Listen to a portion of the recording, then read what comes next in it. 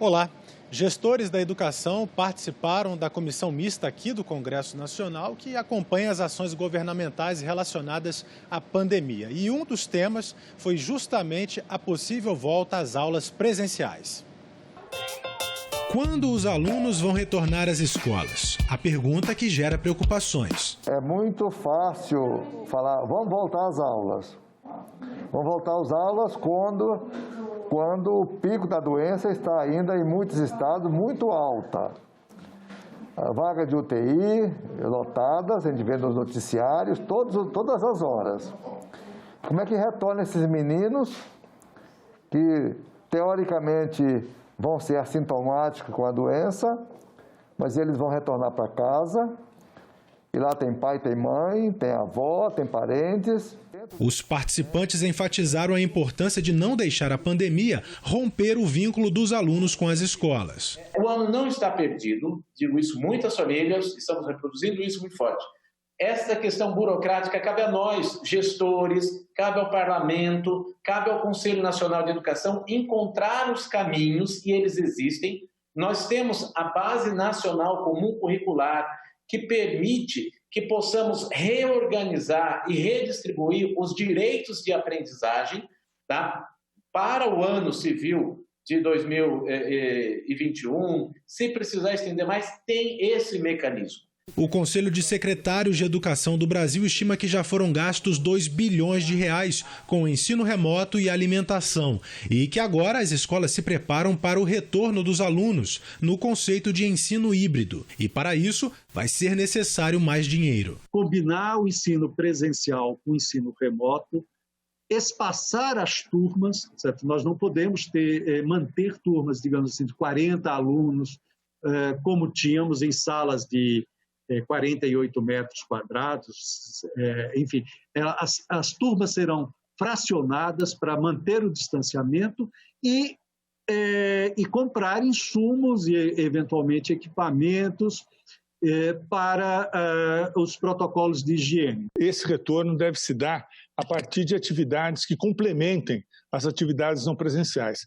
Não vai haver uma suspensão, não imaginamos assim, não vai haver uma suspensão das atividades não presenciais, pode haver um reforço, né, para aquele número de alunos adequado e para aquela, digamos assim, característica de grupos de alunos que cada rede vai definir como prioritária para receber suporte presencial de forma cautelosa. Mas dados do próprio Conselho Nacional de Educação mostram que 20% das escolas não tiveram atividades à distância e ainda há outros limites. Quando se diz que mais de 2/3 das famílias brasileiras têm acesso à internet, isso não é exatamente verdadeiro.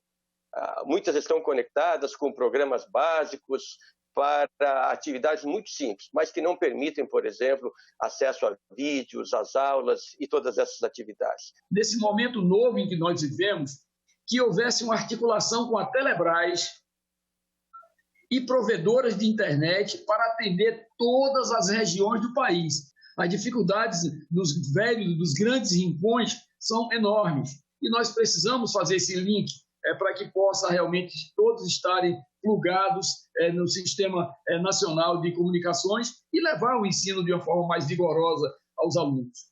Os parlamentares cobraram um protocolo eficiente para o retorno das aulas e acreditam que a aprovação do novo Fundo de Manutenção e Desenvolvimento da Educação Básica e de Valorização dos Profissionais da Educação, o Fundeb, pode ajudar a solucionar alguns gargalos da educação. O governo federal não assumiu hoje o controle e o debate em relação à questão do novo Fundeb, que acaba agora no dia 31 de dezembro, e se o Congresso Nacional não se juntar, não protagonizar, a gente não tem uma ação por parte do governo federal que será ferir de morte a educação brasileira. Precisamos votar esse Fundeb este ano e até aprimorar.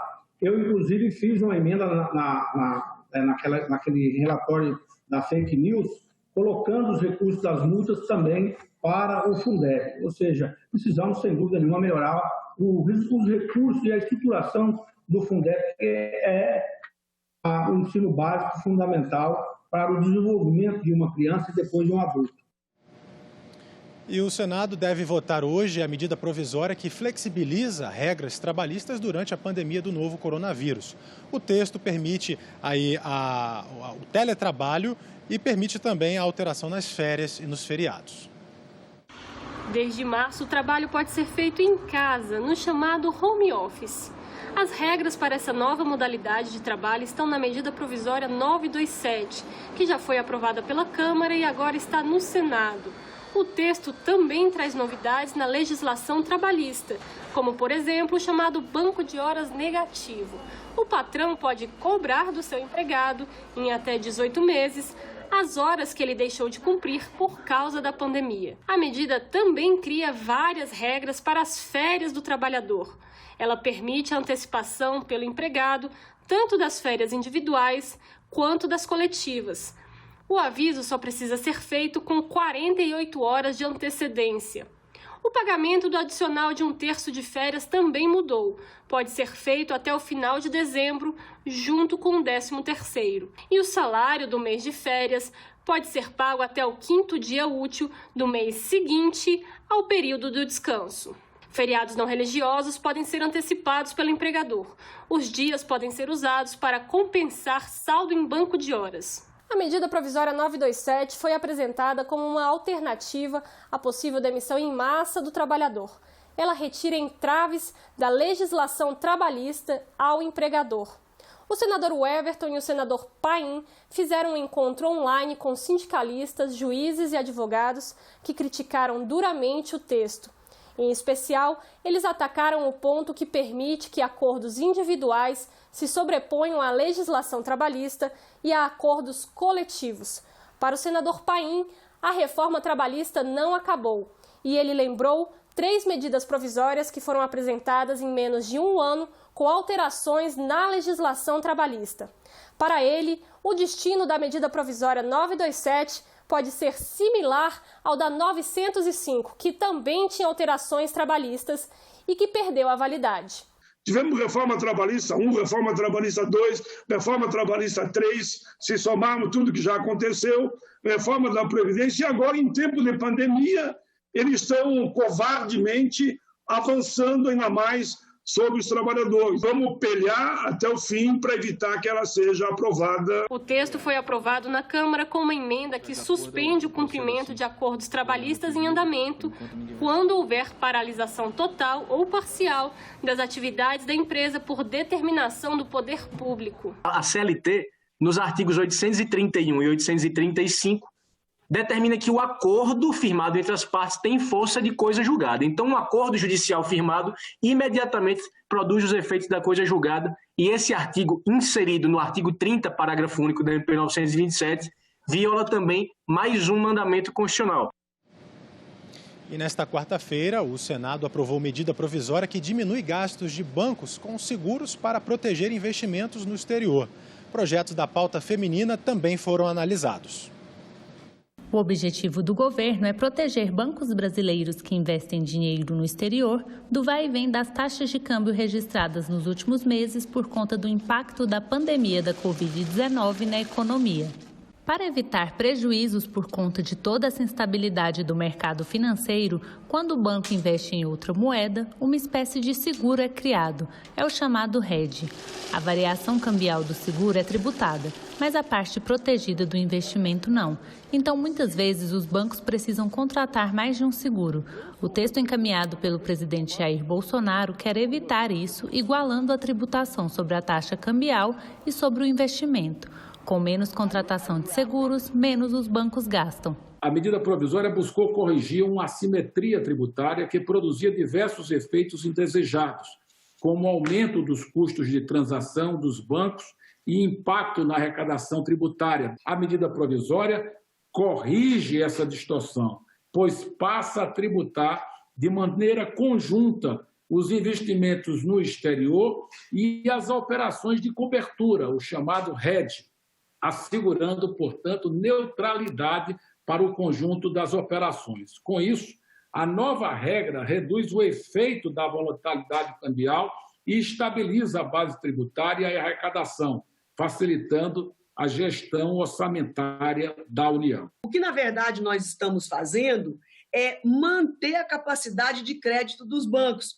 Porque se o banco tem X e quanto mais ele tem que fazer hedge é o seguro em dólar. Quanto mais hedge ele tem que fazer, menos capitalizado ele ficará. Esse é o grande ganho da medida provisória. E no momento onde há escassez de crédito, então isso é muito importante que nós disponibilizemos mais capital para os bancos. Tem muita concessão, tem tido muita concessão para a instituição financeira, muita preocupação do governo com instituições financeiras, e está faltando com o microempresário, está faltando com o pequeno empresário, está faltando com o médio empresário. Repito, só 17% desses tiveram acesso a crédito. Também foram aprovados 2 projetos da pauta feminina. Um prevê medidas de proteção para mães solteiras no recebimento do auxílio emergencial.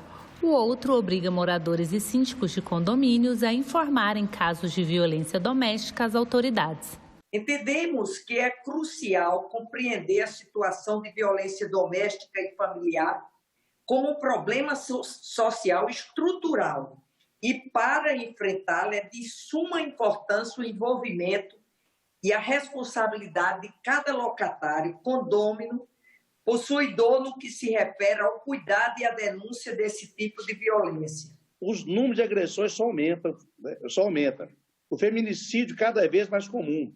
Estamos precisando trabalhar com a prevenção. Isso que eu busco com esse projeto. Não devemos trabalhar apenas para punir o agressor, depois do fato consumado. 35 contas no Facebook e 38 no Instagram ligadas ao presidente da República, Jair Bolsonaro, foram removidas, acusadas de serem usadas como plataforma para propagação de ódio e ataques políticos. A remoção já repercute aqui no Senado. O presidente da CPI mista das fake news, senador Ângelo Coronel, apresentou um requerimento pedindo os dados das 73 contas de Facebook e Instagram que foram canceladas. Ele pretende analisar o conteúdo para decidir se convoca os envolvidos. A comissão deve voltar a funcionar em agosto e Ângelo Coronel é também relator do projeto de combate às fake news já aprovado pelo Senado. O importante é a proteção da sociedade brasileira, o importante é deixarmos que as redes sociais fiquem limpas e que as pessoas não se influenciem por postagens mentirosas. Isso que é o papel da CPMI e o papel também do projeto 2630, que é sempre preservar o povo brasileiro que não pode mais conviver com essas porcarias que ficam sendo praticadas no seio das redes sociais que estão instaladas no Brasil. O senador Flávio Bolsonaro se manifestou no Twitter, dizendo que o cancelamento das contas pelo Facebook foi uma censura injusta e se colocando à disposição para divulgar novos perfis que forem criados. Randolfo Rodrigues também postou mensagem no Twitter, informando que havia apresentado requerimento semelhante ao de Ângelo Coronel e dizendo que a utilização indevida de dinheiro público deve ser investigada e punida. A pandemia está levando o desemprego a situações nunca antes vistas e reacendeu um debate. Seria a hora de implantar uma renda universal? Antes dessa pandemia toda, eu estava trabalhando no escritório de advocacia. Porém, logo quando começou isso tudo, me mandaram embora por não estar havendo fluxo no escritório. E aí eu tô aqui, mais uma pessoa, mais uma que está na estatística, né, de estar desempregada, sem emprego, em busca de emprego desesperadamente. Os 3 primeiros meses após a decretação da pandemia apresentaram números inéditos nas taxas de desemprego. Março, abril e maio surpreenderam não pela grande quantidade de desocupados, 12,7 milhões de pessoas, o que já era esperado. E já tivemos números mais altos que esses. Mas o ineditismo foi que o percentual de pessoas ocupadas caiu para 49,5%, menos da metade de todas as pessoas em idade de trabalhar. A magnitude desse choque pode ser vista na dinâmica do nível da ocupação, a relação entre a população ocupada e a população em idade ativa, que em fevereiro estava em 55%, um patamar muito próximo da média histórica, diminuiu para 49% em maio de 2020, foi uma queda de 6 pontos percentuais num período de tempo muito curto. Outro dado preocupante também foi a redução no número de trabalhadores informais, que era de quase 37 milhões no trimestre de janeiro a março e caiu para 32,3 milhões, o menor da série. Normalmente, a queda do emprego com carteira assinada costuma ser compensada pelo avanço de vagas independentes de trabalho por conta própria. Esse mecanismo de ajuste não está funcionando nessa crise, o que contribui para acentuar as desigualdades já existentes no mercado de trabalho. Entre março... A certeza de que a desigualdade vai aumentar após a crise do coronavírus num país já tão desigual trouxe de volta um debate antigo, o da necessidade de que a população tenha uma renda mínima. A bandeira defendida por tantos anos pelo ex-senador Eduardo Suplicy, do PT de São Paulo, vem mobilizando economistas, parlamentares e repercute no governo. A equipe econômica está elaborando o programa Renda Brasil, que deve unificar programas sociais como Bolsa Família. A ideia de uma renda básica permanente foi debatida em um seminário virtual da IFE, Instituição Fiscal Independente ligada ao Senado. Para os debatedores, a ajuda é fundamental. E se for para todos os cidadãos, independente de condições financeiras, além de combater a pobreza, o dinheiro garantiria poder de barganha aos trabalhadores. Sobretudo quando você está com um trabalho cada vez mais precário, né? As pessoas tendo uma alternativa não aceitam empregos indignos, jornadas indignas, inclusive permitindo que jovens, por exemplo, que queiram se dedicar a atividades artísticas não sejam obrigados a ir ao mercado de trabalho convencional de cara. Todos ganhariam essa renda mínima, eu entendo isso. Alguém diz, não, mas quem ganha milhões também ganharia, ou 700, 800 reais, também ganharia, porque ele vai pagar muito mais. Ele vai pagar 10, 20, 30 vezes mais do que aquilo que está recebendo. Nós ficamos por aqui. Você pode rever as reportagens desta edição na nossa página na internet, senado.leg.br/tv. Muito obrigado pela sua companhia. Continue sintonizado aqui na TV Senado.